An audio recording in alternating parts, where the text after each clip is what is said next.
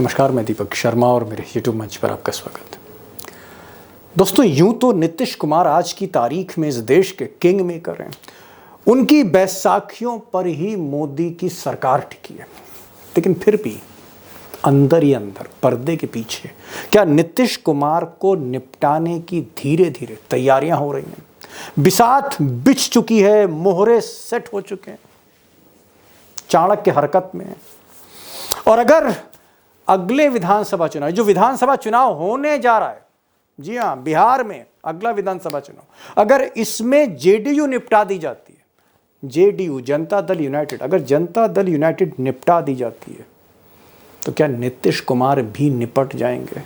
और अगर जेडीयू और नीतीश कुमार निपट गए तो इसका सबसे बड़ा लाभ, सबसे बड़ा फायदा किसको होगा? क्या बीजेपी को होगा? क्या बादशाह फिर मजबूत हो जाएगा एक बार फिर से? जी हां, क्या बादशाह फिर से मजबूत हो जाएगा नीतीश कुमार को किनारे करके? अब दोस्तों, जो बड़ा सवाल है वो ये है कि क्या बिहार के मुख्यमंत्री नीतीश कुमार, जेडीयू के सर्वे सर्वा सुप्रीमो नीतीश कुमार, मोदी जी को बैसाखी देने वाले, मोदी जी को सहारा देने वाले नीतीश कुमार, किंग मेकर नीतीश कुमार, क्या उनका हाल आगे चलकर उड़ीसा के मुख्यमंत्री रहे नवीन पटनायक जैसा होने जा रहा है? क्या नवीन पटनायक की तर्ज पर नीतीश कुमार की गोलबंदी हो रही, घेराबंदी हो रही है? और सवाल यह भी है कि अगर ऐसा हो रहा है तो फिर बिहार में होने क्या जा रहा है? आज नहीं, कल। अब दोस्तों, पटना से लेकर दिल्ली तक चर्चा है सत्ता के गलियारे में कि नीतीश कुमार को अगले विधानसभा चुनाव में निपटाने के लिए, जेडीयू प्लस नीतीश कुमार कह लीजिए, पूरा पैकेज है, उनको निपटाने के लिए बीजेपी अंदर ही अंदर पर्दे के पीछे इन साहब को प्रमोट कर रही है। ये साहब और इनकी पार्टी, उसको प्रमोट किया जा रहा है। अब ये जो साहब हैं, बड़े चर्चित चेहरे हैं देश की सियासत के। प्रशांत किशोर, पॉलिटिकल कंसल्टेंट, पीके के नाम से मशहूर हैं। जो लोग प्रशांत किशोर को प्रशांत किशोर के नाम से नहीं जानते, वो पीके के नाम से जानते हैं। अभी जो पीके साहब हैं, ये साल भर से बिहार में मेहनत कर रहे हैं, कस्बे कस्बे जा रहे हैं, गांव गांव जा रहे हैं, एक पूरा मूवमेंट खड़ा कर रहे हैं, जिस तरह से आम आदमी पार्टी ने मूवमेंट खड़ा किया था। इनकी जो संस्था है, जिसके सूत्रधार हैं, उसका नाम जन सुराज है।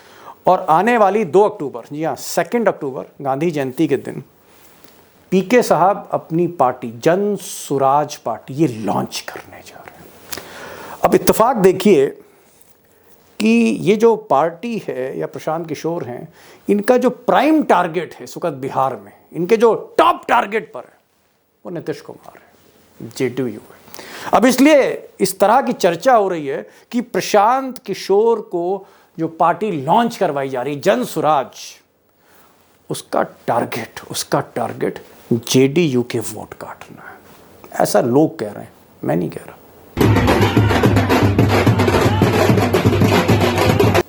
प्रशांत किशोर यानी पीके साहब जो हैं, वो अपने हर इंटरव्यू में कहते हैं कि साहब, मोदी से उनका कोई लेना देना नहीं है, उनका बीजेपी से कोई रिश्ता नहीं, वो इंडिपेंडेंट हैं। बिहार की खुशहाली के लिए, बदहाली दूर करने के लिए जन स्वराज पार्टी खड़ी कर रहे हैं, बीजेपी से कोई मतलब नहीं है।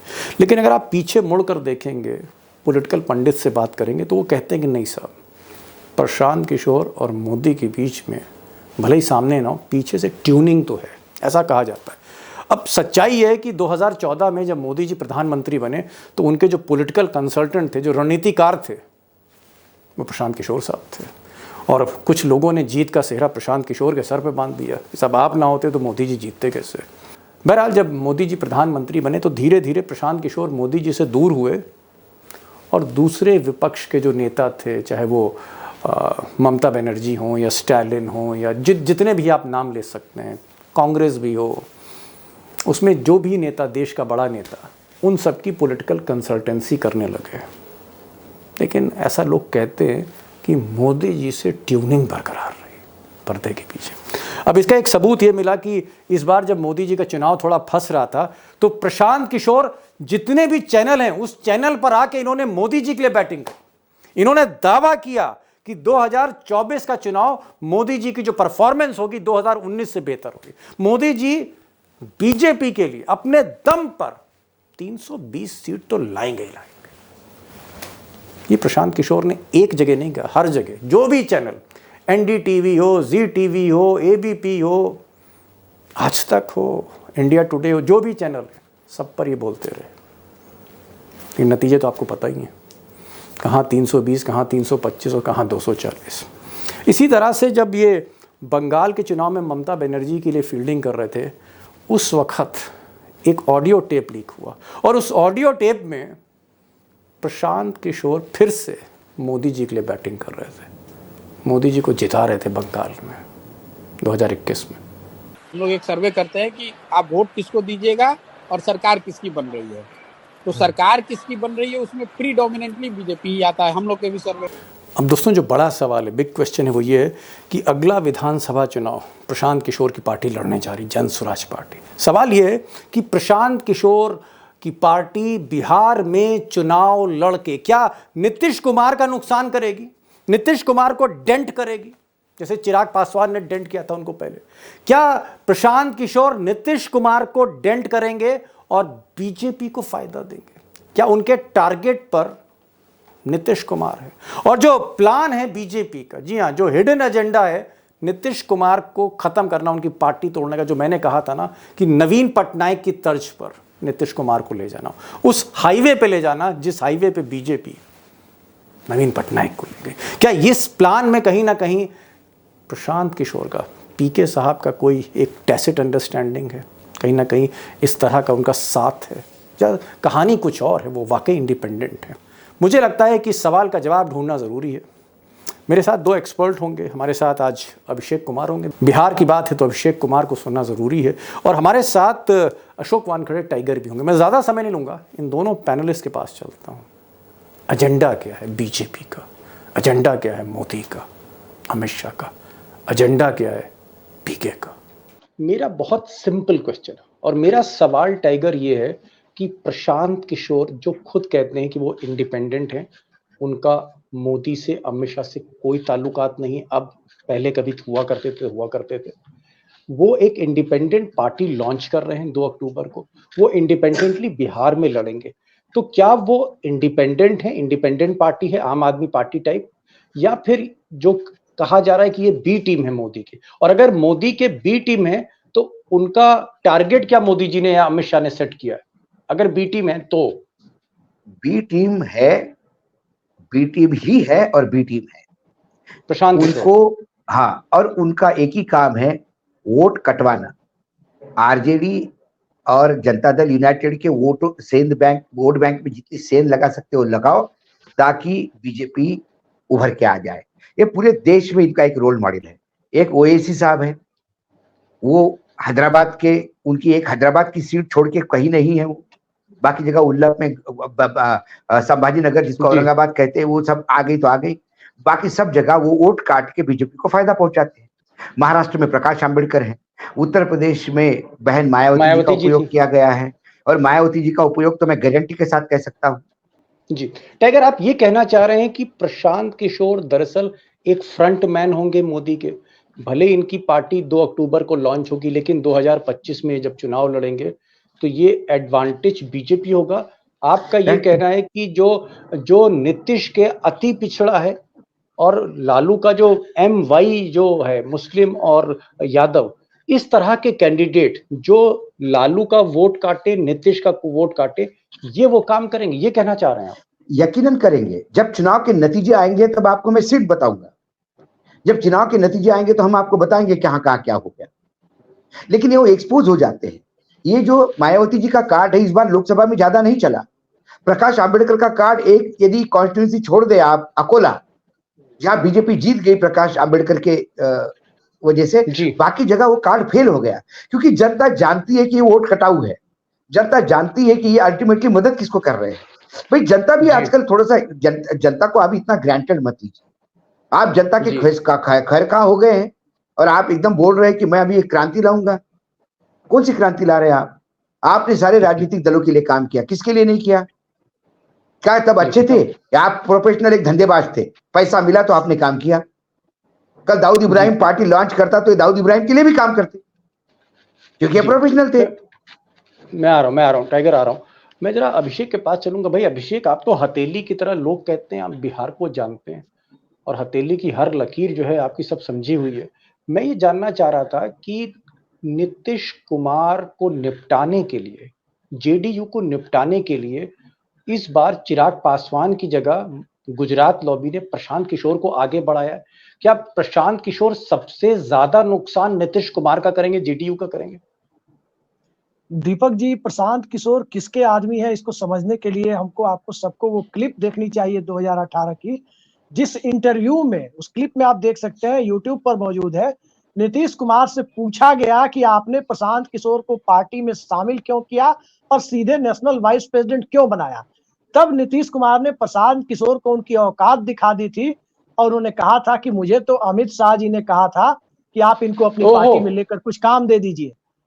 ये नीतीश कुमार ने ऑन द रिकॉर्ड कहा है, कोई भी देख सकता है यूट्यूब पर सर्च के। जी, मतलब नीतीश कुमार ने कहा कि अमित शाह के कहने पे मैंने इनको हाथ में जो है पद दिया। जी, अमित शाह के कहने पर मैंने ऑब्लाइज किया है। जी, प्रशांत किशोर को। ये 2018 का नीतीश कुमार का एक इंटरव्यू है। अच्छा, आप देख सकते हैं, राष्ट्रीय चैनल। तो खैर अब क्या करने जा रहे हैं? अब इनको, अब जो पार्टी बनी है, जो पूरा मूवमेंट, जो स्वराज का पूरा मूवमेंट शुरू किया है, और प्रशांत किशोर का मैं इंटरव्यू सुन रहा था, उन्होंने कहा कि भाई मैं एक एक जिले में जा रहा हूं बिहार के, मैं वहां पर कैंप कर रहा हूं, मैं वहां पर सोता हूं, मैं लोगों से बात करता हूं, और जो प्रतिभावान लोग हैं, नागरिक हैं, जिनमें मुझे प्रतिभा दिखती है नेता वाली, मैं उनको टिकट दूंगा। तो प्रशांत किशोर तो भाई टैलेंट के आधार पर टिकट दे रहे हैं, और टाइगर कह रहे हैं और आप कह रहे हैं कि नहीं साहब टिकट ऐसे देंगे कि जेडीयू की ऐसी तैसी कर देंगे। दीपक जी, कुछ बातें समझनी होगी बिहार की राजनीति के बारे में। आप यूपी पूर्वांचल को जैसे समझते हैं, कमोबेश बिहार उसी तरह का है। बिहार में को समझने के लिए इस बात पर ध्यान देना होगा कि बिहार किस तरह की राजनीति करने में और राजनीति को समझने में यकीन करता है। उसी के साथ लोग जाते हैं जिसके पास अपना कुछ वोट होता है। नीतीश कुमार के साथ अपना कुछ वोट है तो अति पिछड़ा और महादलित, कुछ हद तक अल्पसंख्यक महिलाएं भी आती हैं उनके पार्टी के समर्थन में। लालू यादव के पास अपना वोट बैंक है। बीजेपी के पास एक अपर कास्ट और बनियों का एक वोट बैंक है, जिससे कि देख करके दूसरे लोग अट्रैक्ट होते हैं। प्रशांत किशोर के पास अपना कुछ वोट बैंक नहीं है।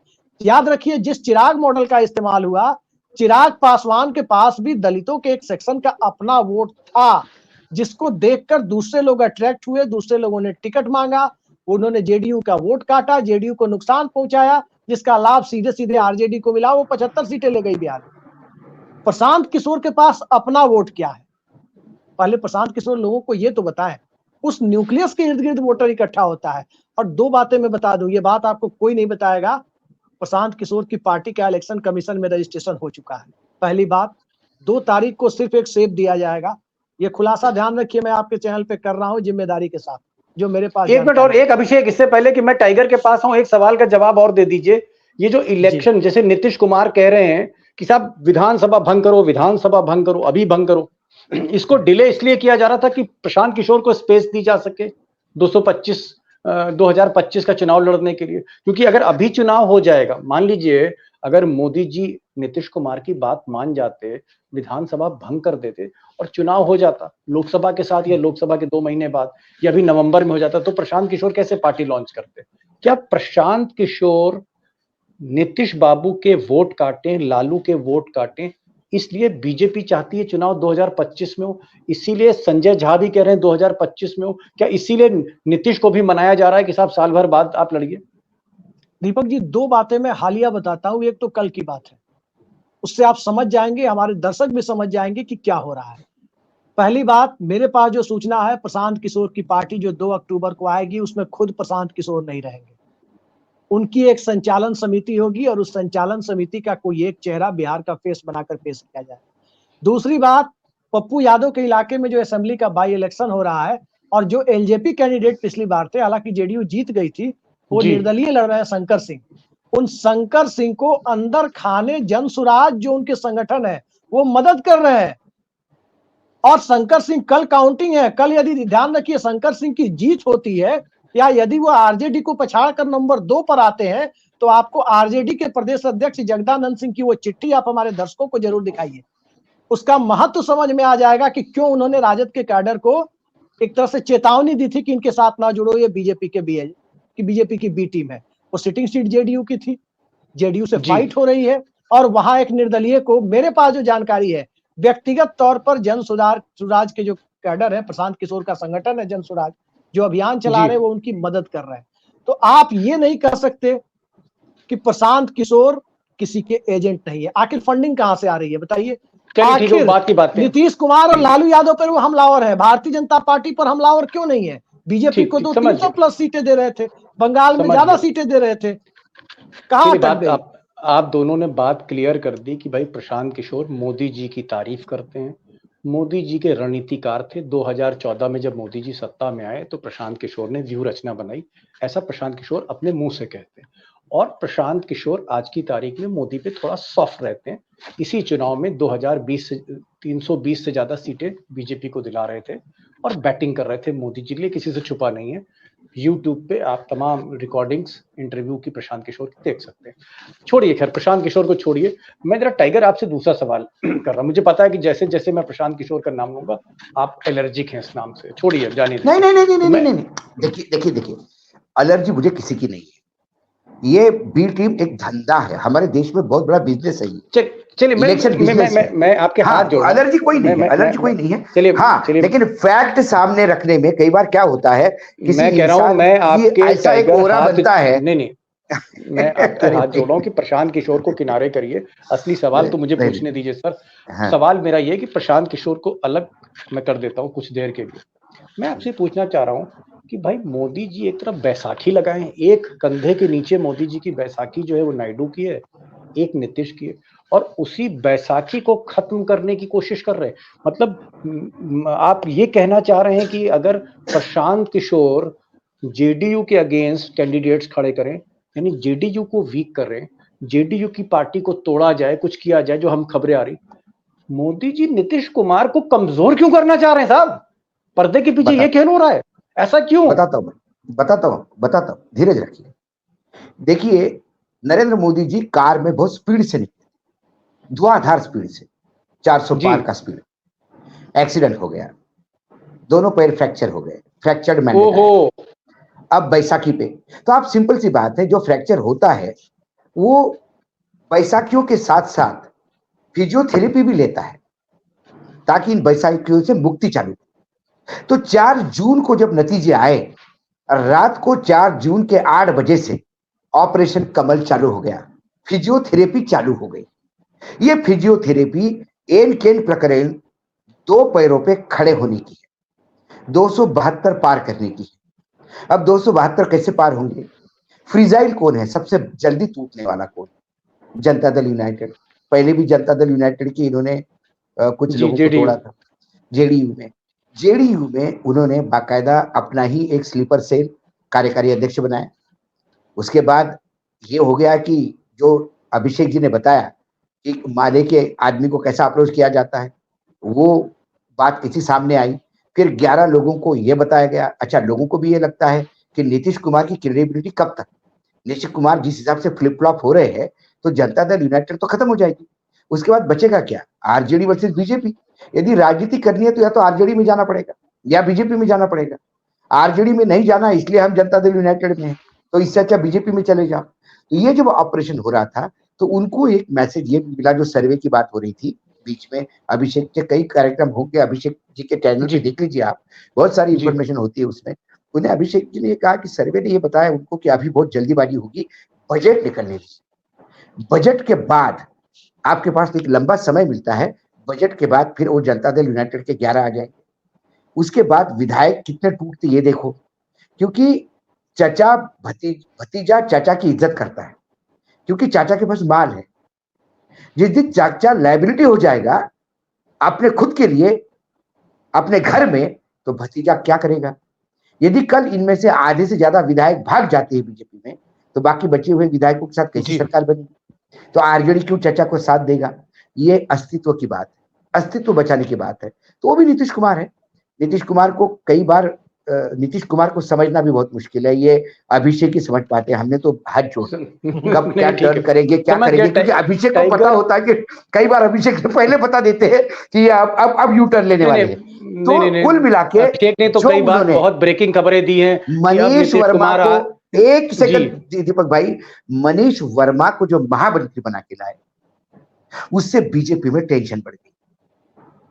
जी जी, उनको लगा कि चलिए। एक स्पीड ब्रेकर बीच में आया, अब इस स्पीड ब्रेकर का कैसा करेंगे। समझ अब गया। आने वाले समय में दोनों तरफ से शाहबात चल रही है, तो कैसा जी। आगे पीछे करेंगे। नहीं टाइगर, आपने बड़ी बात की कि मोदी जी बड़ी हाई स्पीड से जा रहे थे, 400 को सीटें लाने जा रहे थे, लेकिन कार का एक्सीडेंट हो गया, 240 उनके हिस्से में आई। और जब आपने कहा कि फ्रैक्चर हो गया तो 2 बैसाखी मोदी जी को पकड़नी पड़ी शपथ लेने के लिए। और अब इन बैसाखियों से मुक्ति चाहते हैं, और मुक्ति चाहने के लिए फिजियोथेरेपी हो रही है आजकल। फिजियोथेरेपी का मतलब कि जेडीयू से कैसे निजात पाए, तोड़ दो जेडीयू को। क्या ये बात सही है अभिषेक? हालांकि लिखा पढ़ी में तो ये सब चीजें पता नहीं लगती, जब पार्टी टूटती तभी हम लोग को पता लगता है। लेकिन क्या पर्दे के पीछे कोशिशें हो रही हैं जो सांसद हैं उनको प्रलोभन देने की, उनको कुछ ऑफर देने की? क्या इस तरह की कोई खिचड़ी पक रही है जिसमें ये बात सामने आ रही हो? हालांकि अभी तो उड़ते उड़ते खबर है कि क्या जेडीयू तोड़ी जा सकती है? क्या जेडीयू को तोड़ने की कोशिश हो रही है चुपचाप धीरे धीरे पर्दे के पीछे? देखिए, जो बीजेपी का मौजूदा नेतृत्व है और उसके काम करने का तरीका है, उसमें तोड़-फोड़ से तो कोई इनकार नहीं कर सकता। और बिहार में चर्चा गर्म है कि पार्टियों को तोड़ने की कवायद जारी है। अब सबसे पहले आप देखें, पहला निवाला, मैंने पहले भी आपको कहा था कि एकनाथ शिंदे की पार्टी, उसका रुझान, उसके सांसदों का रुझान उद्धव ठाकरे की तरफ है। वो इतना आसान नहीं है। ठीक इसी तरीके से चंद्रबाबू नायडू के घर में सेंध लगाना तो खैर मुश्किल काम है। नीतीश कुमार की पार्टी हमेशा से पहले भी टूटती रही है, आज नहीं टूटी है। और अरुणाचल प्रदेश में उनके विधायक टूट कर चले गए। जीतन राम मांझी को उन्होंने जिस पर भरोसा किया वो टूट गए। जीतन राम मांझी को तो अपनी कुर्सी दे दी थी, वो टूट गए।